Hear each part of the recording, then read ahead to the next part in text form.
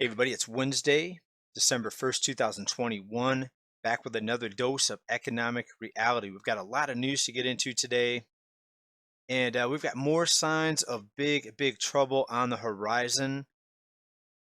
We see that both Cyber Monday and Black Friday sales dropped compared to the previous year, and that's the first time in history that that's happened.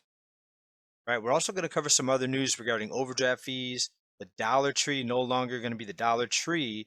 You can still call it the Dollar Tree. They may not change their name, but all the items will no longer be a dollar.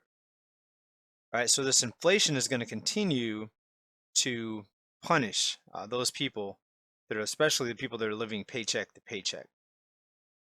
Now, by itself, it may not seem like a big deal. You're paying an extra 25% basically per item. So by itself, no big deal, really. 25% increase.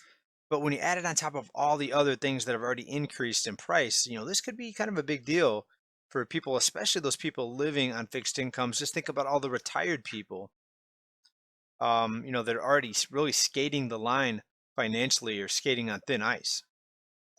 Right. Speaking of retired people, most people saving right now for retirement will not be able to retire. There was a nice video put out here recently, and this was put out by Wealthy on here on YouTube, and they gave a nice breakdown here. So someone right now in Generation Z with the median income, if they did 15% of their salary in their 401k, even with the stock market increases that we've been seeing, if those continue over the next 25 years, which they annualized at 6%, they're not even going to be close to having enough for retirement. So maybe check that video out if you're interested. Right, but this is where we're headed. Most people are in debt, and it's going to continue to get worse. People are going to get further and further behind as prices continue to increase. We know the money printers, they show no sign of looking to stop this inflation. In fact, they have an inflation target. And even if inflation does fall back to their target of 2%, it still doesn't erase the fact that prices have already went up. So they're not going to make prices decline to make up for the increases that have exceeded their 2% target. They're just going to try to get it back down to 2%. So they might raise rates, they might do some tapering, but it's not going to make prices fall unless they do something more drastic than just tapering. Right? You see, even the increase in the interest rates, a very small fraction of what needs to be done. A 0.25% rate increase is not going to even come close to reversing this situation and the rising cost of living. So continue to hold on to your seatbelts. If you're looking for lower prices, we don't see anything that's going to make that happen unless, of course, we have some sort of black swan event. Something like that could always jump out of the shadows.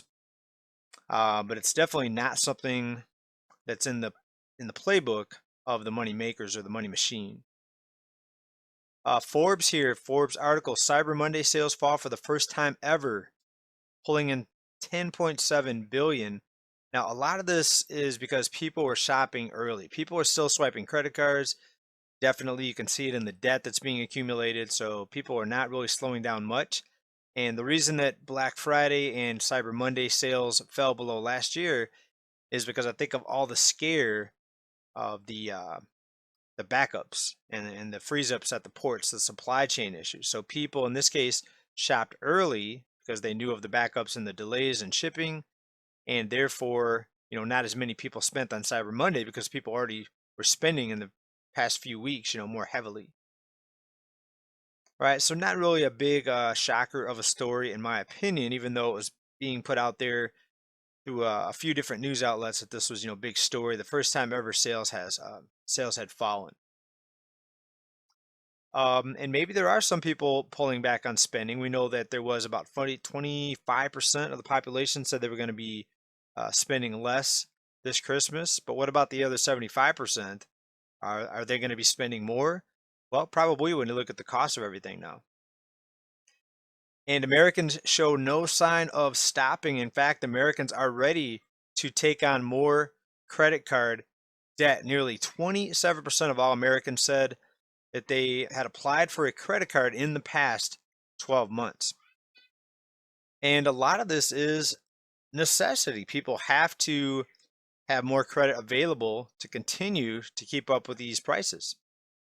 But the people that are not paying off their debt each month, when it comes to credit cards, you're going to get eaten up very, very quickly with a 17, 18, 19% interest rate, right? Unless you have some sort of promotional offer or 0% interest rate. But if you're ever late on a payment, that's going to go away. Or if you take too long to pay off your balance, that introductory rate comes to an end at some point, and a lot of these people are going to be sitting on some pretty big interest charges, and it's going to be very difficult for people to overcome this. And add to that, the high cost of living right now, the stagnant wages, and we've got big trouble down the road, folks. We don't know if it's going to blow up here next week, next month, or next year, but definitely things are continuing to head in the wrong direction for most consumers, for most people, for most Americans. Capital One is ditching all overdraft fees. And for those that don't know, Capital One does have bank branches. They offer checking accounts, savings accounts, and they're one of the last big major banks to get rid of overdraft fees.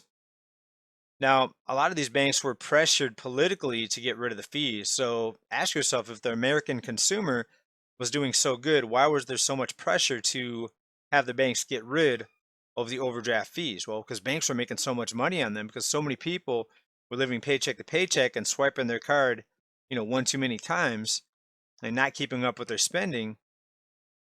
Banks were making $150 million a year just in overdraft fees. How crazy is that? So it says right here, this move will cost the bank, they're talking about Capital One, an estimated $150 million in lost revenue per year. Well, guess what? The Fed can just come in and give them that money back very easily, especially now that the banks don't have to have any money in reserves to loan out money. So they're going to make more than ever. They're going to continue to see record profits. So this elimination of the overdraft fee, it's not going to hurt them one bit. And this is the environment that we're in. It's anything to keep the scam going, to keep the debt going, to keep the lending, keep the money flowing out to the consumer, keep people borrowing money. That's what it's all about. And until that stops, you're not going to see prices come down. And add that on top of all the supply chain issues, and you're going to see even more rising prices. Yes, you may see oil fall and things may fall somewhat here and there, but overall, the big picture is higher prices ahead.